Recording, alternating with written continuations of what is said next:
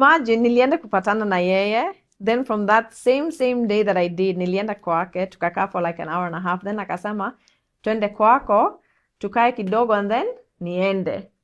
Kumbe he had his other plans. The minute aliingia kwa hiyo nyumba, imagine hakutoka.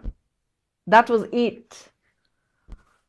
Then I told him, bro, like, you've got to go. And he was like, no, see, now we're going to get to know each other, tukae pamoja, sijui nini na nini.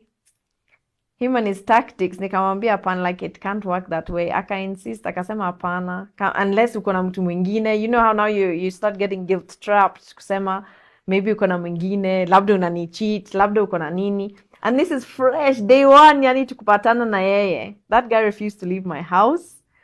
Akakaa, he never paid a single cent uko nje. He didn't pay any of the rent. He didn't pay for any food. Yani hata tukienda masherehe, macabs, manini, zero. Alikuwa amewekwa.